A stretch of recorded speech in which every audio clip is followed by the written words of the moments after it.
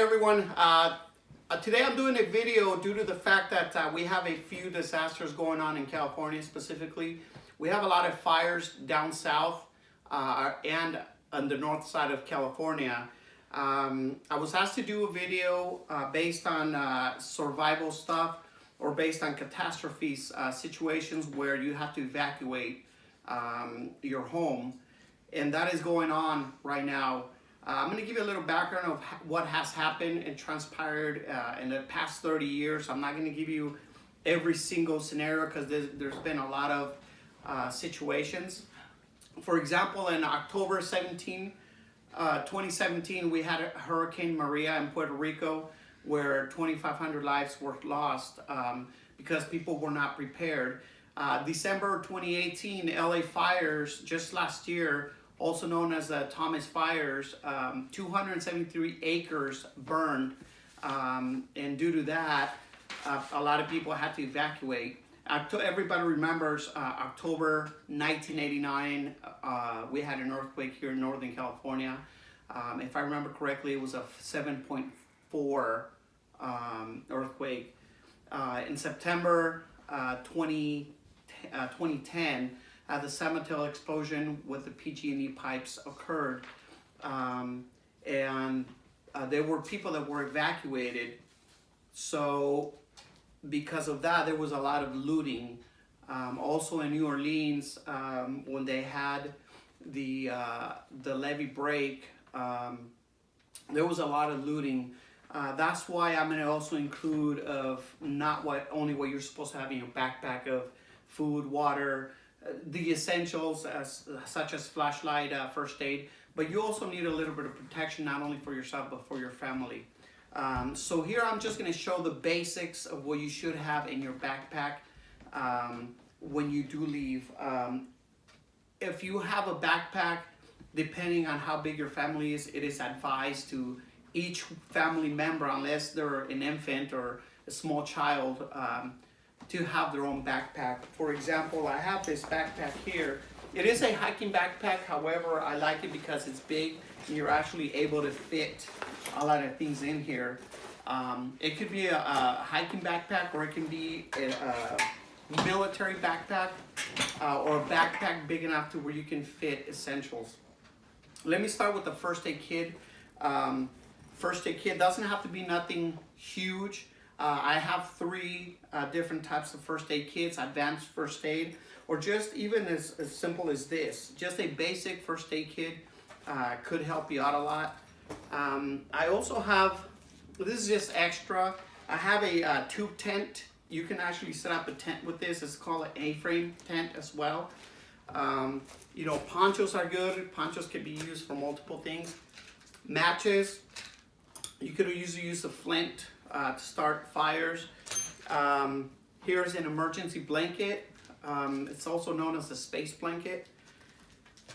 This is also, I think, is important. This is a glass break pen. This is in case, for whatever reason, you're stuck on the tracks and for some odd reason, cars tend to turn off in the middle of tracks. I don't know the explanation behind it, but this is a glass break pen. Also, if for some reason your battery stops running or functioning, I should say, you can break glass. Just on a side note, it's smart to break the glass up on top or at the corners. The middle is a little bit too strong, so don't break it in the middle. You'll struggle with that.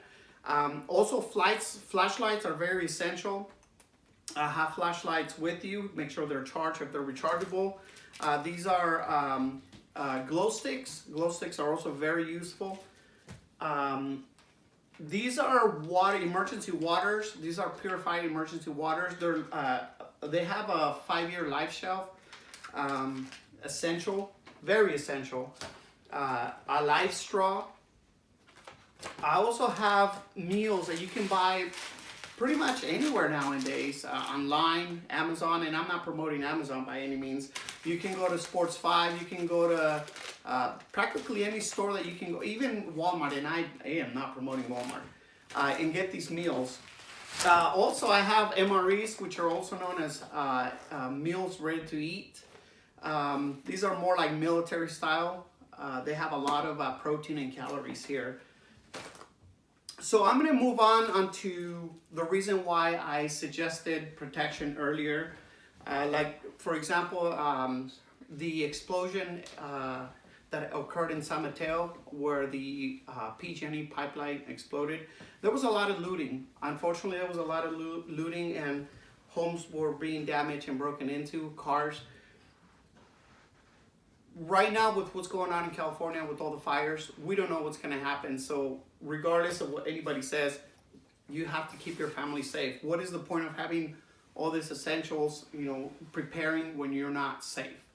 So, but that I turn into just the most simplest thing is a knife. And I know that knives can be used not only for protection, but for many, many things. This is what I have. I have a K-bar. So this is just what I feel comfortable with in protection of my family, close counters. Also, I'm going to show you a weapon. It's unloaded, so you guys can see it's unloaded. It's good to have a weapon in hand, just for self-protection or protection of your family. I also have a few extra things that I want to show you, such as a vest. This is a vest, right? What do you need a vest for? Well, when fires occur, there is smoke everywhere. So you want to be visible, right? You want to be visible to people in case the fire department is searching, the police department, the sheriff's department, any first responders. This is good to have because you're very visible. You have these lights, or these vests have reflectors, so you could be seen up to like a quarter of a mile versus, and then smoke, and they might miss you because you can't speak or talk or you're on the ground. Also, it is recommended nowadays. A friend of mine took a FEMA class, which was actually a pretty cool class. They gave him a lot of first aid stuff. And they gave him a hard hat. And hard hats, well, what do you need a hard hat for, right? Construction. This is not a construction, right, site. But this is good for if you're having to be a rescuer, or if you're helping, if you want to help, you can wear this. You don't want anything falling on your head, and then instead of you helping somebody, now somebody has to help you. So hard hats are good, and you don't have to be in construction to wear these. This video, like I said, I'm doing this mainly because of what has been happening. The earth is dying, and it sounds weird, but it's changing. I don't know why our politicians are not doing enough. Hopefully they can start stepping up to the plate. I am going to give a few stuff away, such as a Nebo this is not a Nebo video, but I do have a Nebo hat.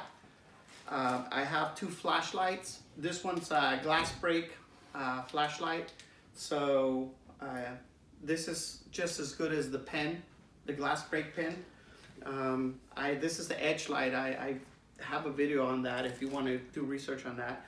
And just a zoom light. This is for your child, so he or she can have it in his or her backpack. Just a regular flashlight, nothing fancy about it. I'm also going to give away this 45, or I don't even know how much it costs anymore, $45 light for free.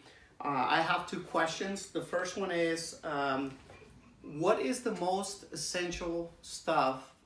And I'm going to use the word stuff because I don't want to narrow it down to where you know the answer. What is the most essential stuff that you can, or item, I'm going to use the word item, you can have in your backpack? If you can answer that question, you'll win either the flashlights or the hat.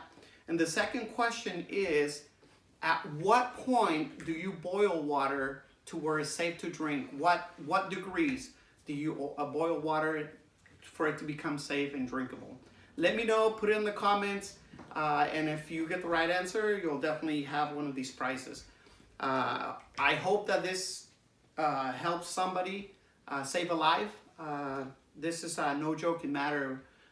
We need to be prepared, and if you're not, then is it worth?